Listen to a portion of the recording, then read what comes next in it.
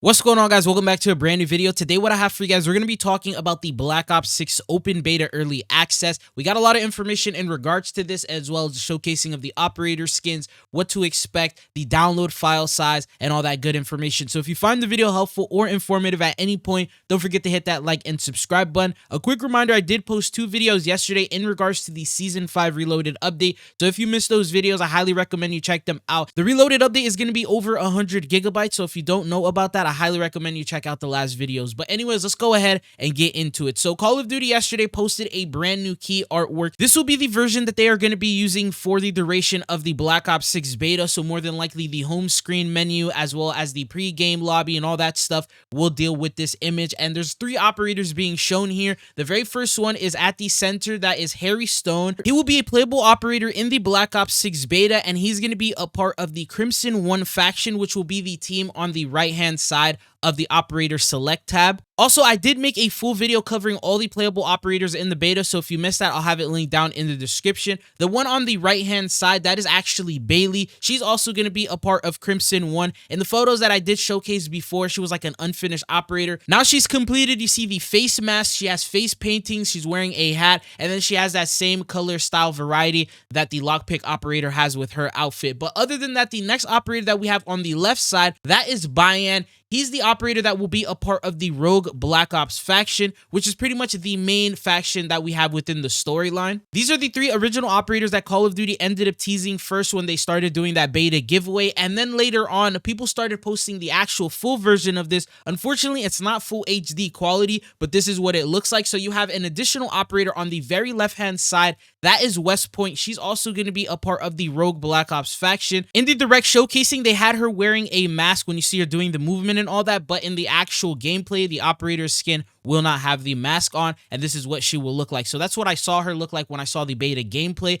And then the one on the very right hand side, he's going to be a part of Crimson 1, and his name is Kane, and he's that buff operator with a comb over that I talked about in the last video as well. Anyways, these are 5 of the 12 playable operators that you will have access to in the beta. Once again, if you want the full video, I'll have that link down in the description. But other than that, Call of Duty posted that for the reason that they were doing a beta giveaway. They gave out 6,000 beta codes to people who are over on Twitter and would retweet the post and then follow their guide, which basically, as soon as they hit 6,000 retweets, they posted a link, which was callofduty.com/beta giveaway, and you were able to click on that link, sign into your account, and automatically claim a beta code. I saw people in the replies get 2 or 3, so it really just depends if you were fast enough to do that. The good news is, from what I remember in MW3, they continue to give out these codes, and they just kept on going with them, so I would highly recommend you follow Call of Duty over on Twitter and just be patient and wait for them for when they do the next one, and then be a part of that. But just turn on their notifications so that way you don't miss out on the next time that they do one of these. Anyways, let's go ahead and talk about the download. So Season 5 Reloaded, we know is going to be well over 100 gigabytes, but on top of this download, this is just the preparation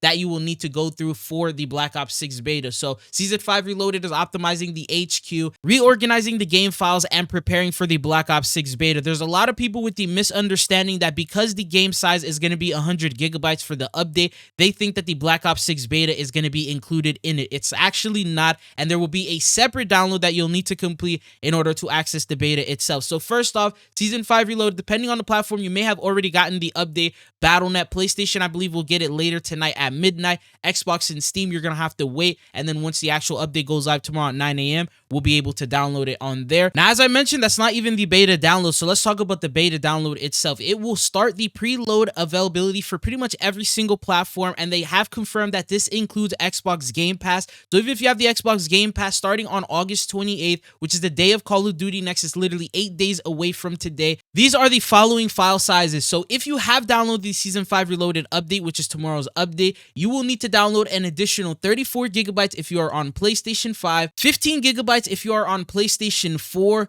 35 gigabytes if you're on the Xbox Series X and S, Xbox One 17 gigabytes, 32 gigabytes for Battle.net, 32 gigabytes for Steam, and 29 gigabytes for the Microsoft Store. Now, if you do not have the Season 5 Reloaded update downloaded, you're going to need to download 80 gigabytes on PlayStation 5, which is actually a good thing because it used to be well over 100 gigabytes just for COD HQ alone, and then on top of that, usually the beta was around 30 gigabytes. So from 130 to 80, I think it's pretty fair. And then now, PlayStation 5 will need to download a total of 67 gigabytes. The Xbox Series Series X/S 75 gigabytes, Xbox One 52 gigabytes, Battle.net 74 gigabytes, Steam 66 gigabytes, and the Microsoft Store 68 gigabytes. From my understanding, it's going to be the same way that it was last time, where all you would have to do is go to the Call of Duty HQ app. No matter what platform you're on, you go to the properties of it. There's going to be all these different installed packs. Once the beta is available on the 28th, you'll want to go in there, you'll see it pop up, and then you'll click on the beta, check it, and then it'll automatically start the download if it doesn't start it by itself. And that's how you can download the beta early. I just want to let you guys know well before the actual beta releases itself, so you don't miss out on any opportunity to play the game, whether it's slow download speeds or you don't have enough file size for that. Just letting you guys know in advance, you may end up needing to delete some games. Anyways, for the beta itself, not only can you expect the operators that we talked about, there's going to be a bunch of brand new maps. I did cover all the maps that are going to be coming in. I did make concepts of the maps that are going to be coming in. For example, we have Gala, which will take place in a huge building, and the majority of it is going to be inside some humongous halls of building that has to do with like elections, and there's a bunch of US flags and stuff like that. But that's the first one. The next one we have is going to be Stakeout. That's going to take place within an apartment. You're going to be able to play within like a couple set of rooms, and that's pretty much the entire map right there. And then the following one after that, there's also Skyline. That's going to take place at the rooftop of a rich mansion where there's like a swimming pool, a bunch of different rooms. It's like a super big map. It has a big front yard, big backyard. It's just a pretty big mansion, and you guys have already seen gameplay of that before. And then we have Scud, which is going to be that war-torn trench looking type of map. It's a little bit dark, it's a little bit foggy, has that big